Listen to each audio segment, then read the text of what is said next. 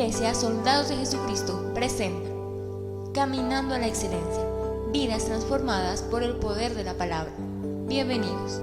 El Espíritu de Dios entonces hablándonos, le damos la bienvenida a quienes nos visitan en este momento en nuestro canal de televisión, quienes están en sus hogares, los que estamos en este lugar, pero en especial al Espíritu Santo. Démosle ese fuerte aplauso de bienvenida. Les invito a que abramos nuestras Biblias en Efesios capítulo 4 y nuestro tema para hoy, cómo tener una nueva vida. Cómo tener una nueva vida, una vida maravillosa.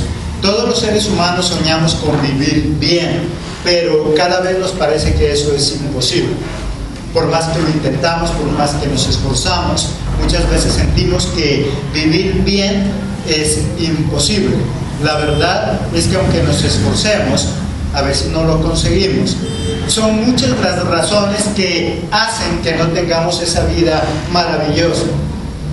Los problemas, las dificultades, los afanes de la vida. ¿Qué cosas usted hace que le impide tener esa vida maravillosa? Cada uno de nosotros tenemos algo que nos impide vivir de esa manera que Dios quiere. ¿Qué es lo que le impide hacer?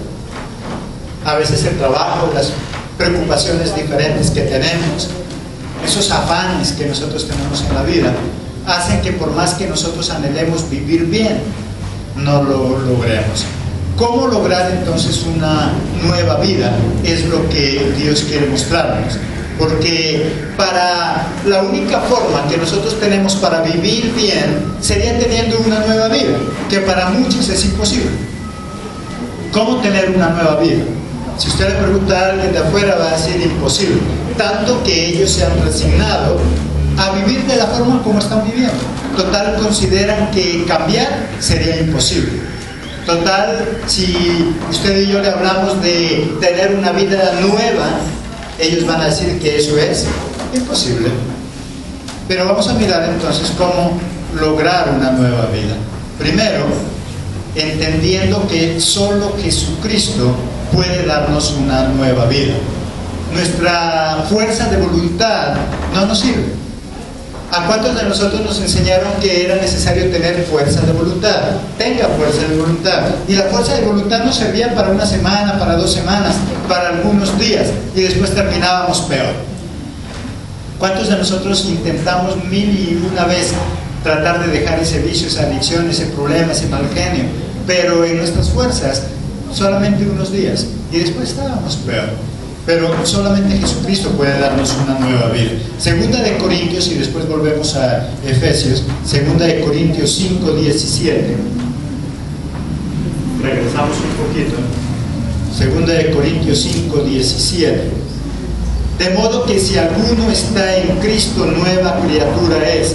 Las cosas viejas pasaron, he aquí todas son hechas nuevas. Dice que cuando nosotros llegamos a los pies de Cristo, sucede algo maravilloso, y es que nuestra vida, ¿cómo es? Nueva. Ahora somos nuevos en Cristo. Ahora tenemos la capacidad de ser diferentes a lo que éramos. Pero lo tenemos que creer, lo tengo que creer. Tengo que creer que el único que puede transformar nuestra vida se llama Jesucristo. Los que hemos entrado ya a Él, hemos comprobado que Él nos da una nueva vida. Una nueva vida que disfrutar con nuestra familia. A veces nosotros le pedimos a Dios que nos dé dinero para pagar las deudas, y Él nos da ese dinero. Pero seguimos sintiendo que vivimos igual. Sin deudas, pero con problemas, sin deudas, pero amargados y aburridos, porque nuestra vida es la misma. Una misma vida con dinero, pero la misma vida.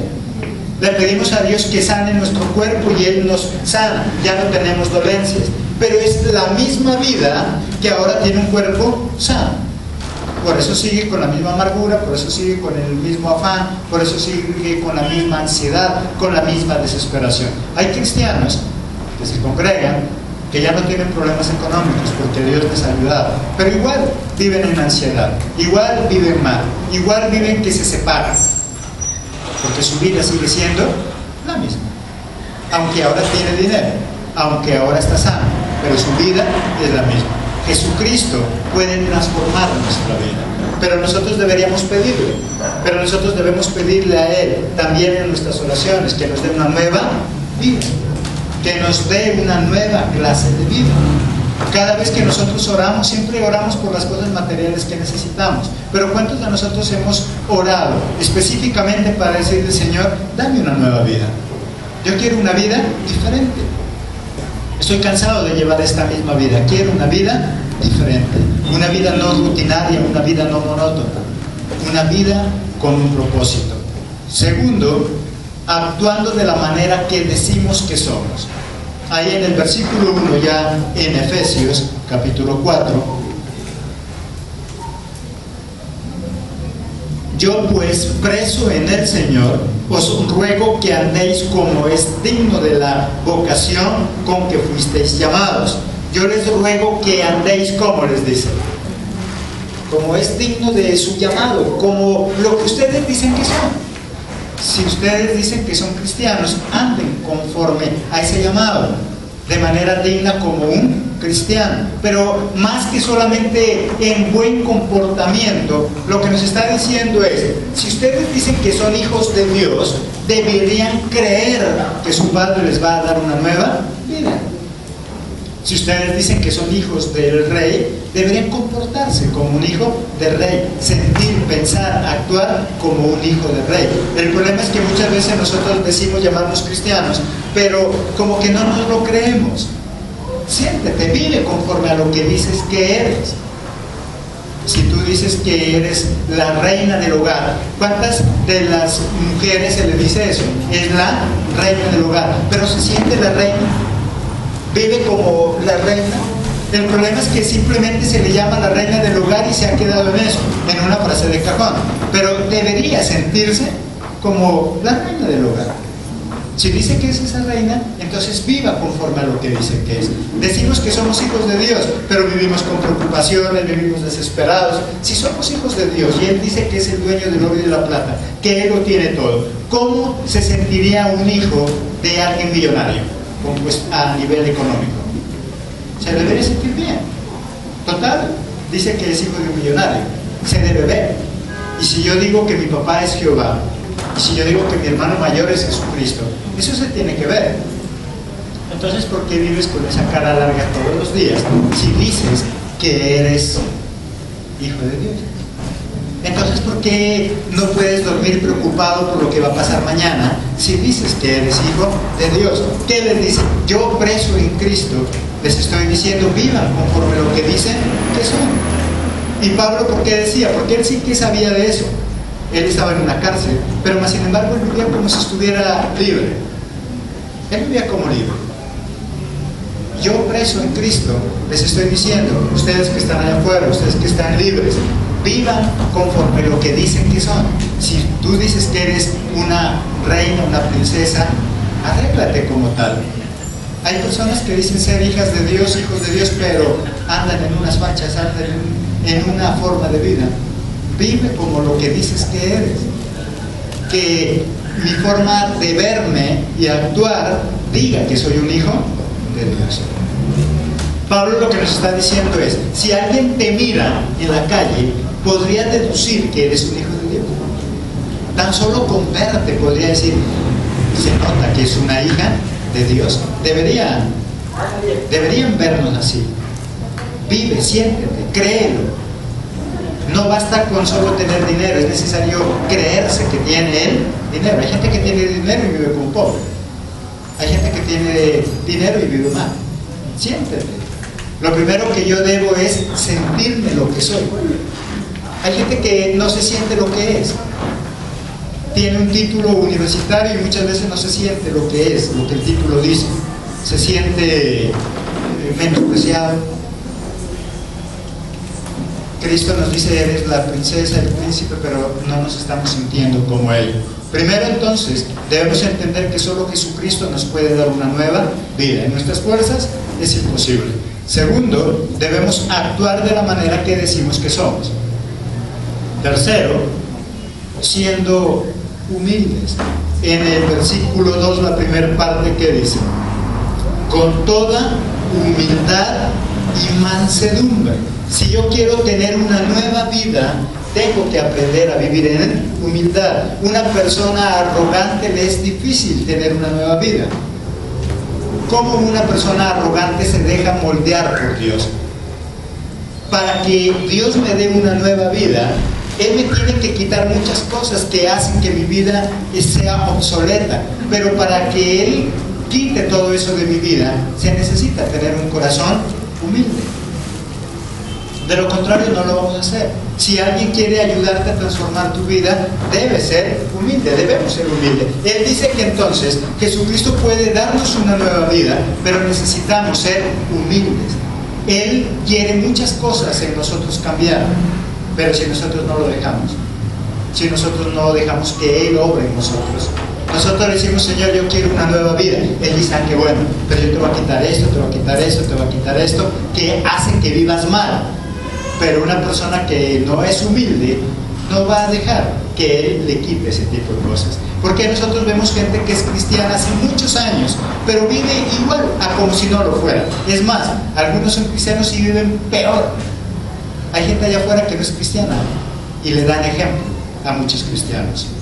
Son buenos esposos, son buenas esposas, son generosos con su familia, los tratan con amor y no son cristianos. Y hay gente que es cristiana y que vive como animal. ¿Por qué? Porque no tiene humildad. Y esa arrogancia hace que no aprendan para vivir bien. El que es arrogante piensa que ya todo lo sabe, que todo lo tiene. Por lo tanto, cuando Dios quiere transformar su vida y quitarle ciertas cosas que son malas costumbres, Él no va a aceptar. Si yo quiero tener una nueva vida, entonces primero debo creer que solo Jesucristo puede hacerlo. En estas fuerzas es imposible. Segundo, debo actuar de la manera que digo que soy. Si somos cristianos, nuestro comportamiento debe hablar por sí solo.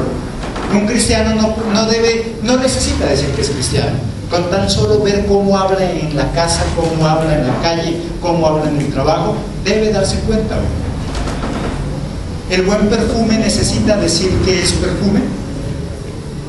Para nosotros saber que eso es perfume, ¿qué basta? ¿Por oler? El buen perfume no necesita decir yo soy perfume.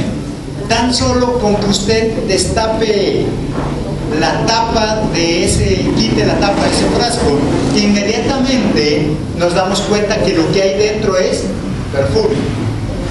Esa tapa en nosotros somos como ese frasco. Cuando nosotros abrimos la boca, quitamos la tapa. ¿Y qué sale de nuestra boca? Si los vecinos nos estuvieran escuchando en nuestra casa, cuando hablamos con la esposa, con el esposo, por la forma de hablar, ¿qué dirían ellos? ¿Este es un cristiano? ¿O dirían ahí como que se metió un borracho? ¿Qué dirían? Dice que debemos comportarnos como lo que decimos que somos. Hay gente que dice: uy, él cómo sabe de Biblia. Pero lástima que su forma de hablar diga todo lo contrario. Y Jehová dice: no, ese no sabe de Biblia, ese ha leído Biblia. Porque si supiera de Biblia, fuera un esposo excelente, fuera una esposa excelente, fuera unos hijos excelentes, si supiera de Biblia. El problema es que no sabe de Biblia, ni jota. Ha leído la Biblia, pero leerla no es suficiente. Conozco gente que ha leído la Biblia 4, 5, 6 veces, pero no sabe nada de Biblia. Lo único que se ha memorizado, versículos, capítulos, se los ha memorizado, pero nada más, nada más. Vivan conforme lo que dicen que son. Tercero, que dice: hay que ser humilde. Si no soy humilde, no voy a aceptar los cambios que Dios tiene para nosotros. Cuarto, aprendiendo a soportarnos con paciencia y con amor. Versículo 2, la siguiente parte. Soportándoos con paciencia los unos a los otros en amor. ¿Cómo dice que nosotros podremos tener una nueva vida en Cristo entonces? Si aprendemos a soportarnos los unos a los otros. Si usted y yo decimos que somos cristianos, entonces debemos aprendernos a soportarnos. Si tenemos la capacidad de soportarnos, por eso es que decimos que ese verdadero cambio solamente lo hace ¿quién? Jesucristo. Solamente Él. Porque cuando yo ya tengo una nueva vida, entonces primero debo ser humilde. Además de eso, ¿qué dice? Tenemos que aprender a soportarnos los unos a los otros, pero no de cualquier manera. ¿Cómo dice el versículo? Con amor. Porque puede ser que de alguna manera me soporte. ¿Y cuántas veces en las parejas decimos eso? Es que yo me la soporto. Es que yo ahí la soporto. No, no se trata de que la soporte. Se trata de que lo haga ¿cómo? Con amor. Con amor. ¿Qué es soportar? Es llevar una carga. Las vigas que sostienen esto, ¿qué están haciendo? Soportando el peso del segundo piso, del tercero y de lo que hay. Esas vigas están hechas para soportar el peso. ¿Qué es soportar a alguien? Poder llevar sus defectos, sus debilidades, pero ¿cómo dice? Con amor. Es que nosotros decimos, no, es que fuera diferente si ella no tuviera esto, si él no tuviera esto. Es que si ella no tuviera nada de eso, ¿tendría que soportarlo? No habría para qué soportarlo. Si ella es tal cual como yo la quiero, no tendría que soportarlo. Si la voy a soportar, es porque hay cosas en ella que tal vez no me agradan. Hay cosas que en él no me agradan. Pero que en el amor de Cristo, ¿qué es lo que hago? Soportarla para vivir bien. Esas vigas de esta edificación, si tuvieran sentimientos, tal vez no quisieran soportar ese peso, porque sería duro para ellos. Pero lo tiene que hacer. Eso es soportar. Por eso es que solo Cristo lo puede hacer. Una nueva vida entonces está compuesta de ser humilde. Una nueva vida está compuesta de aprendernos a soportar. ¿Está dispuesta a tener una nueva vida? Hay gente que no quiere tener una nueva vida porque sabe que va a tener que ser humilde, va a tener que soportar a los demás, pero con amor. En nuestras fuerzas sería difícil ser humilde. En nuestras fuerzas sería difícil soportar a los demás. Solamente lo hace Jesucristo. Él nos da esa capacidad. Cuarto, aprendiendo a soportarnos. Quinto, viviendo en unidad, tanto en lo espiritual como en lo secular. Cuando nosotros aprendemos a vivir en unidad, fortalecemos una relación, fortalecemos nuestra vida, solamente con la unidad. Versículos 4 al 6.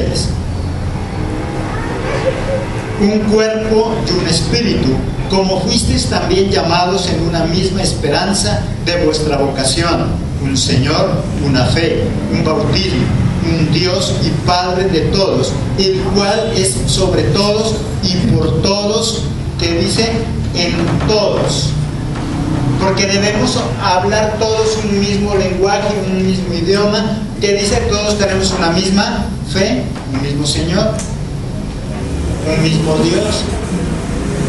A eso que se le llama unidad. Si yo quiero tener una nueva vida, tengo que aprender a vivir en unidad con los demás. Solo cuando somos unidos podemos ser fortalecidos. En eso consiste una nueva vida. La vida vieja que teníamos, esa no nos ayudaba a vivir en unidad, porque por lo contrario, cada vez en nosotros, ¿qué es lo que había? Egoísmo. En el ser humano lo normal es el egoísmo. Cada quien quiere superar a otro. Egoísmo. Dice que debe haber unidad. Si quiere que ese hogar sea perfecto, aprendamos a trabajar en unidad, colaborándonos los unos a los otros. De lo contrario, difícilmente. Pero, sexto punto, trabajando en equipo. Una cosa es tener una misma visión y otra cosa es trabajar en equipo, porque puede ser que esté unánime en lo que sentimos, mas no trabajamos igual, no trabajamos en equipo. Sexto, trabajando en equipo. Nosotros somos los encargados de construir la iglesia a nivel espiritual y somos los encargados de construir nuestro hogar, nuestra familia. Si trabajamos, si somos unánimes, podemos trabajar en equipo. Ahí en el versículo 11 y 12. Y él mismo constituyó a unos apóstoles, a otros profetas, a otros evangelistas, a otros pastores y maestros, a fin de perfeccionar a los santos para la obra del ministerio. ¿Para qué dice? ¿Para qué? Para la edificación del cuerpo de Cristo.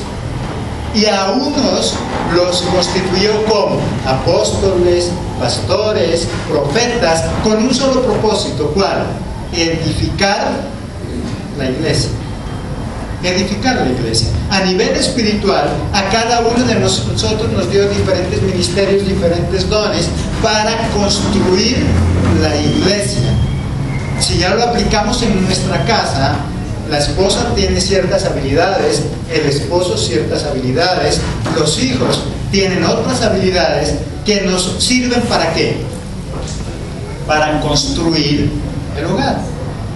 Dice que a nivel espiritual a unos los hizo a pastores, apóstoles, maestros, con el fin que entre todos construyamos la iglesia. Pero ¿sabe por qué cada vez las iglesias más divididas? Porque el uno dice que es profeta, el otro dice que es pastor, el otro dice que es maestro, y cada uno hace las cosas por separado.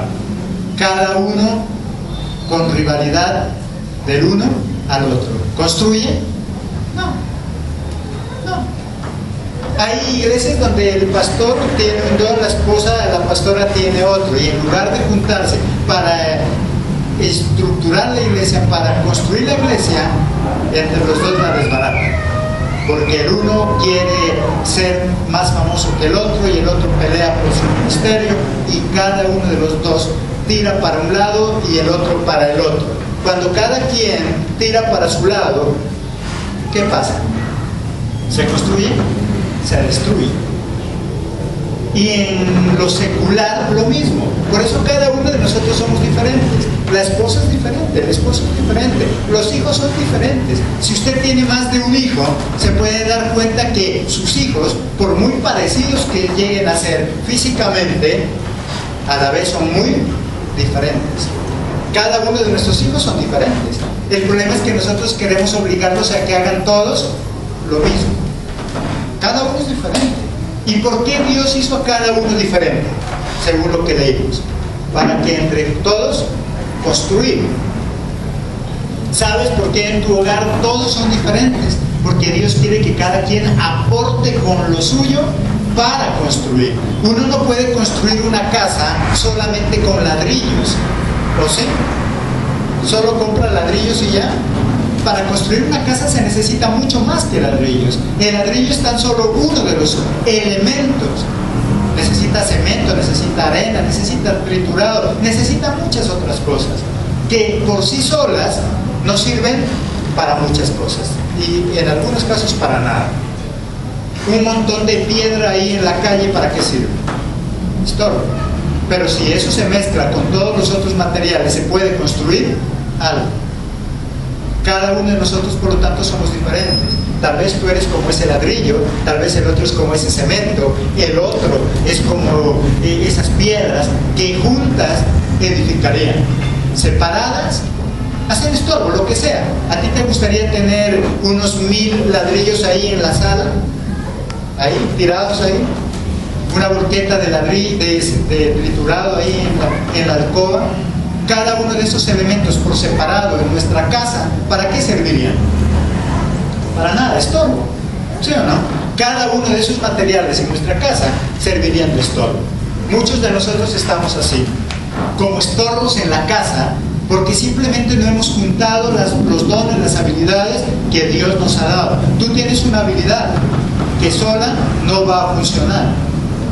Únela a la habilidad de tu esposa y los dos van a hacer algo. Únela a la habilidad de tus hijos y juntos van a construir algo. Por lo tanto, la tarea de construir la iglesia, la tarea de construir los hogares, está en ¿quién? En nosotros.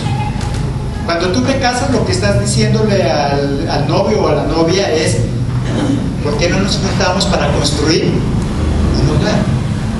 Solamente que como no lo sabemos, no utilizamos esa forma de hablar. Pero deberíamos decir eso. Yo quiero que te cases conmigo y eso, vamos a construir un hogar. Entre los dos vamos a construir un hogar. Tú aportas el cemento, yo pongo el ladrillo, pero otros dicen, no, lo que a mí más me sobra es porque siempre estoy con la piedra afuera. Le aportan con la piedra, pero no le sirve de mucho. ¿Qué aportas tú para construir? Cada uno de nosotros estamos llamados a construir. Esta tarde pregúntate, ¿tú qué estás aportando para construir? Si tú ya te casaste o piensas casarte, ten en cuenta que lo que van es a construir un hogar. Si tú haces parte de la iglesia, ten en cuenta que vamos juntos a construir la iglesia. ¿Qué estás aportando para construir la iglesia? ¿Qué estás aportando para construir tu hogar?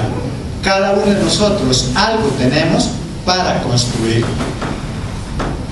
Séptimo, ayudándonos mutuamente para que todos estemos a un mismo nivel espiritual y secular. No quieras avanzar para dejar a otros en el camino. Versículo 13 y 14. Hasta que todos lleguemos a, ¿qué dice?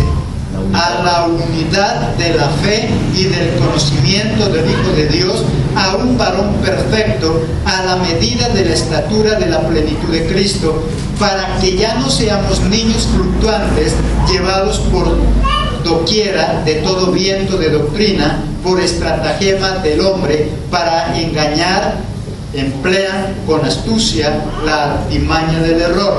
¿Para qué dice ahí el 3 entonces? Hasta que lleguemos a la misma unidad, para que lleguemos a esa misma unidad de fe. Si vamos a construir, luchemos para todos tener un mismo nivel de fe. En lo espiritual, ¿qué lo hacemos? A través del devocional, a través del discipulado. Cuando nosotros estamos discipulando a alguien, ¿qué es lo que estamos haciendo? Haciendo que esa persona esté al mismo nivel de ¿quién? De las otras personas que pertenecen a la iglesia y que ya están discipulados. Si no se discipula a nivel de conocimiento, ¿cómo estará el nivel? ¿Estará más abajo? ¿El discipulado para qué sirve? Para poner a la otra persona al mismo nivel, para que todos sepamos lo mismo, para que todos tengamos un mismo nivel de fe. Si todos en la iglesia tenemos un mismo nivel de fe, ¿qué vamos a experimentar? ¿Qué vamos a vivir? Milagros. ¿Sí o no? Si todos en la iglesia venimos con el mismo nivel alto de fe, lo que vamos a ver son milagros, cosas sobrenaturales, cosas maravillosas, porque todos tenemos el mismo nivel de fe. Pero si dos personas se juntan para orar, uno tiene fe y otro no, ¿qué pasará? No va a pasar nada, hay una desigualdad, hay un yugo desigual en lo espiritual. Debemos estar en ese mismo nivel de fe. Cuando estamos orando por sanidad, todos debemos creer lo mismo, el mismo nivel de fe. Pero si yo no creo, pues es difícil, porque se trata de ayudar a construir. En la casa igual, si estamos en ese mismo nivel, el problema es que algunos queremos estar en un nivel alto, y entonces el esposo quiere estudiar, quiere ser profesional. Pero cuando la esposa le dice, yo también quisiera estudiar, ¿qué le dice? ¿Y usted para qué? No, pero usted ya está vieja. Sí, pero él está viejo y si quiere estudiar.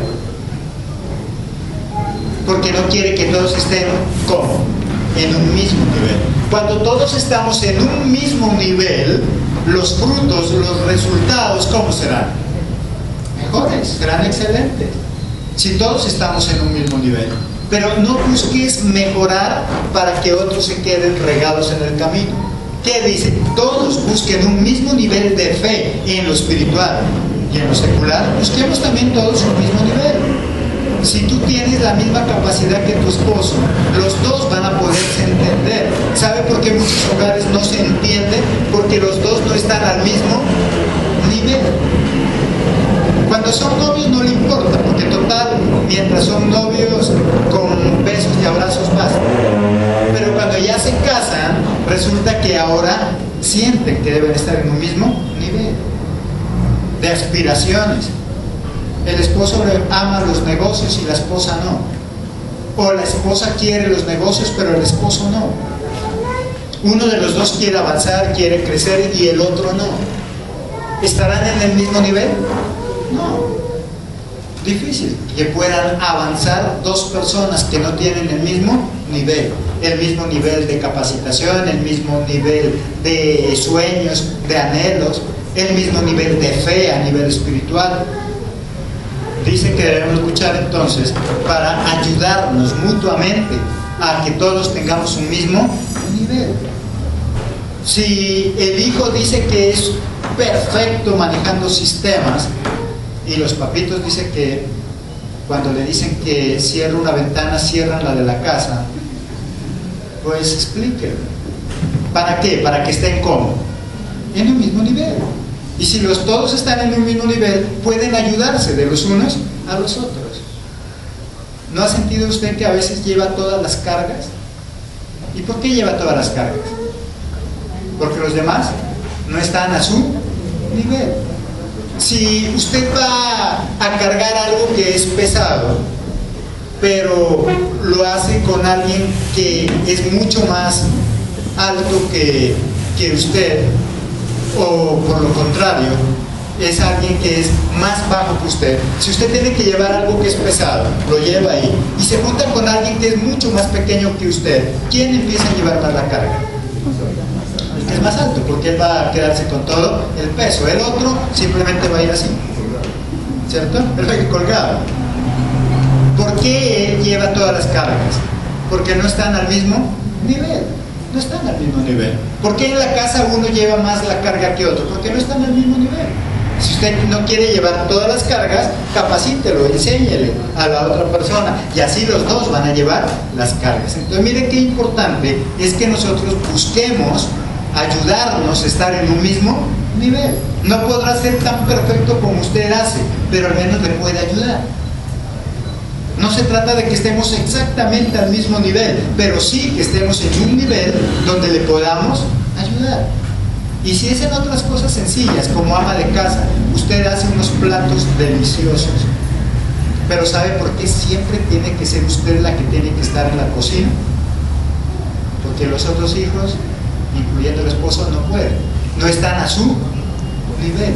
¿Cómo hace usted como ama de casa para descansar entonces de vez en cuando y dejarle esa carga de la cocina al esposo o a los hijos? ¿Qué tendría que hacer? Enséñales, haga que ellos estén a su nivel. Entonces mire que cuando hablamos de nivel no estamos hablando de solamente a nivel de superación académica. No, en lo que usted sepa, nivele al otro en eso, nivélelo. Porque la excusa de las mamitas, ¿qué es? No, es que ella no sabe hacer eso. No, es que si ella lo hace mal. Entonces nivélenla, enséñenle, y van a soportar las cargas. Amén. Ayudándonos entonces a soportar las cargas. Si en la iglesia o en tu casa todos estamos a un mismo nivel, seremos más fuertes y tendremos mejores resultados. Hay personas que dicen, no, yo no lo dejo a Pedro allá porque cuando llegue ya no ha desbaratado todo. Sí, porque usted no lo ha nivelado. Nivélelo, enséñale, para que usted no lleve todas las cargas. Octavo, tomando la decisión de cambiar. Yo puedo tener una vida nueva cuando tomo la decisión de cambiar. Versículo 22 y 23. En cuanto a la pasada manera de vivir, despojaos del viejo hombre que está viciado conforme a los deseos engañosos. ¿Y qué es el consejo del 23 que le dice? Y renovaos en el espíritu de ¿qué? ¿Qué dice ahí? De vuestra mente. Y renueve, ¿qué dice? Su mente. Renueve su manera de pensar. Cambie su manera de pensar. Aquí, ¿qué nos está diciendo Pablo? Si quieres una nueva vida, rechaza esa vieja manera de vivir, ese viejo hombre que estaba, ¿qué dice él? Viciado. ¿Sí o no? Eso ya estaba viciado. Eso ya tiene mañas. Deja ese viejo hombre y renueva tu manera de pensar. ¿Cómo puedo dejar ese viejo hombre? Es que más de uno se pone a pensar, bueno, la palabra dice que yo debo dejar ese viejo hombre. ¿Cómo dejo ese viejo hombre? Y la esposa dice, no, si ya llevo con él hoy 30 años. No, no es de ese viejo hombre. Se trata de nosotros. Cambia ese viejo hombre, tu manera de, ¿qué dice él? Pensar. ¿Cómo cambio ese viejo hombre en mí? Cambiando mi manera de pensar. Esa manera de pensar mañosa, esa manera de pensar, ¿qué dice ahí? Viciada. ¿Cuándo es una manera de pensar viciada? Cuando pienso que nada puedo, cuando pienso que yo no soy capaz, cuando pienso que eso es para otros, no para mí. ¿Eso qué es? Una manera de pensar viciada, que hace que viva como algo viejo y no como algo nuevo. Cuando yo vengo a los pies de Cristo, el único que me puede dar una nueva vida es Él. ¿Pero por qué? Porque Él me empieza a cambiar mi manera de pensar. Cuando yo me dedico a leer la palabra de Dios, mi manera de pensar cambia. Y como cambia mi manera de pensar, debe cambiar mi manera de hablar. Si alguien dice que es cristiano y que ha leído mucha Biblia, pero su manera de hablar sigue siendo la misma, significa que conoce Biblia, pero está en un cuerpo viejo, en un hombre viejo, que no ha nacido de nuevo. Lo único que tiene es la cabeza llena de Biblia. Eso es todo. Eso es todo. Hay gente que la cabeza la tiene llena de Biblia. Versículo que usted le pregunta, se lo sabe ya. Pero la pregunta, ¿lo aplica? Esa era la pregunta. A mí no me descresta que se sepa la Biblia. A mí me descresta es que sabiéndose tan solo un versículo, qué calidad de vida. Eso me descresta. Hay gente ignorante que le descresta. Por eso dice que el conocimiento, ¿qué hace? Mata, ¿cierto? Ese tipo de conocimiento, sin razonamiento alguno. Hay gente que se descresta, dice, ay, pero es que él o ella, ¿cómo sabe de Biblia? A mí no me descresta eso. Con que alguien la lea y es suficiente para saber. A mí me descresta, es que alguien que diga, yo de Biblia solo me sé un versículo. Y mire cómo Dios ha transformado mi vida. Qué maravilloso. Es decir, vea, esa persona solo se sabe un versículo de la Biblia, pero mire la vida cómo le ha cambiado. Mire cómo es calidad de esposo, de esposa que es. Vergonzoso que alguien diga, yo de la Biblia me la sé toda. Y uno diga, ¿por qué esa boca tan sucia que tiene para hablar? ¿Cómo es posible que se sepa tanta Biblia y su vida siga siendo la misma? Significa que solo ha leído Biblia. Prefiero que se sepa un versículo, pero que ese versículo transforme nuestra vida. Y que no sepa tanta Biblia y que ande más enredado que un bulto de anzuelos. Noveno y último punto, disponiéndonos a cambiar nuestro comportamiento. Versículo 25 al 29. Por lo cual, ¿qué dice? Vamos a leer ahí cuál debería ser el comportamiento de alguien que dice que sabe Biblia, de alguien que dice que conoce Biblia. ¿Qué dice ahí? Por lo cual, desechando ¿qué cosa? La mentira, hablar verdad cada uno con su prójimo, porque somos miembros los unos de los otros. ¿Qué más dice ahí? Airaos, pero no pequéis, no se ponga el sol sobre vuestro enojo. Está hablando de alguien que dice que es cristiano, está hablando de alguien que dice que sabe Biblia. Si sabe Biblia, ¿por qué se enoja tanto? Si sabe Biblia, ¿por qué se sale de los chivos? Si sabe Biblia, ¿por qué insulta de esa manera? Airaos, ¿pero qué dice? No pequéis. Pero no pequéis. Que no te salgas de los chivos, porque eso está diciendo que eres cristiano, no tienes un pero, solo conocimiento. 27, no deis lugar a quién, dice, al diablo. Hay muchos cristianos que le dan lugar al diablo. 28, el que hurtaba, no hurte más, sino trabaje, haciendo con sus manos lo que es bueno, para que tenga que compartir con el que padece necesidad. El que robaba, ¿qué dice? Deje de robar y ahora trabaje, para que comparta inclusive con el que no tiene. 29, y es así que llega a los Biblias con patas, que se saben la Biblia al revés y al derecho, pero que su vida sigue siendo un asco. ¿Qué dice el 29? ninguna palabra corrompida salga de vuestra boca, sino la que sea buena para la necesaria ¿qué? Edificación, a fin de dar gracias a los oyentes. Y que de tu boca, ya que dices que eres cristiano, no salga, ¿qué dice? ¿Qué dice? ¿Palabras qué? ¿Qué dice? Groseras, corrompidas, para que los que te escuchan se sientan edificados. La pregunta de nosotros sería, si nosotros decimos que sabemos tanta Biblia, cada vez que nosotros hablamos, ¿edificamos o destruimos? Mire que casi que lo central de lo que estamos hablando es que si nosotros somos cristianos, Dios nos ha dado diferentes dones, habilidades, ¿para qué? Para construir, y eso se nota cuando nosotros hablamos. ¿Qué dice ahí? Si tú dices que eres cristiano, que de tu boca no salga ¿qué? Cosas corrompidas, cosas que hieren. Hay gente que es cristiano pero parece borracho por su forma de hablar. Si alguien lo escucha hablar y nosotros le decimos, hágame un favor, usted al escuchar a mi esposo o a mi esposa, ¿usted qué dice que es? ¿O de dónde dice que viene? ¿Del culto o de la cantina? Y más de uno va a decir, ¿de la cantina?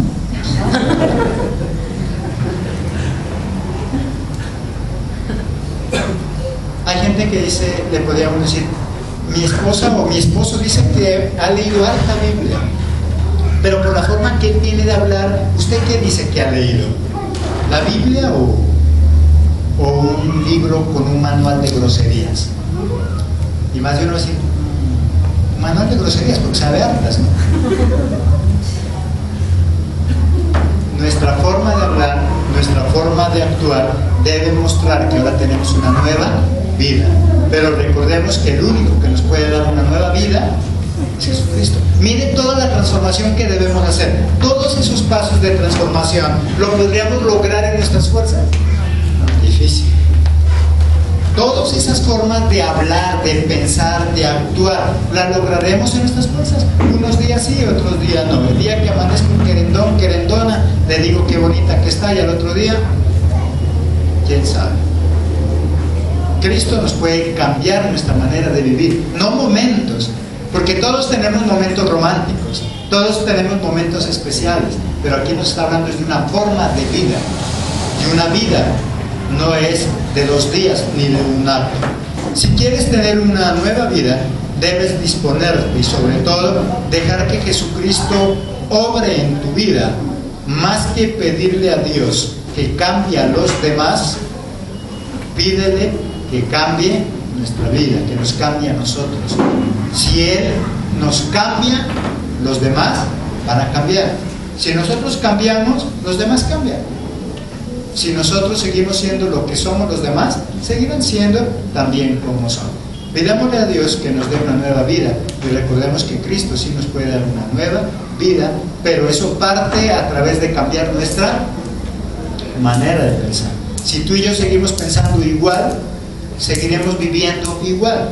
Es necesario cambiar la forma de pensar, y el único que nos da nuevos pensamientos es Jesucristo. Y al cambiar esos pensamientos, cambia la forma de vivir. ¿Cómo tener una nueva vida? Dejemos que Jesucristo transforme nuestra manera de pensar y actuemos como lo que decimos que somos. Amén. Amén. Démosle la gloria a ese Padre maravilloso.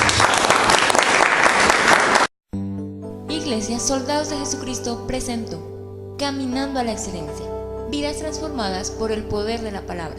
Míranos todos los jueves a las 6 de la tarde y todos los domingos a las 9 de la mañana y 11 de la mañana. Te esperamos.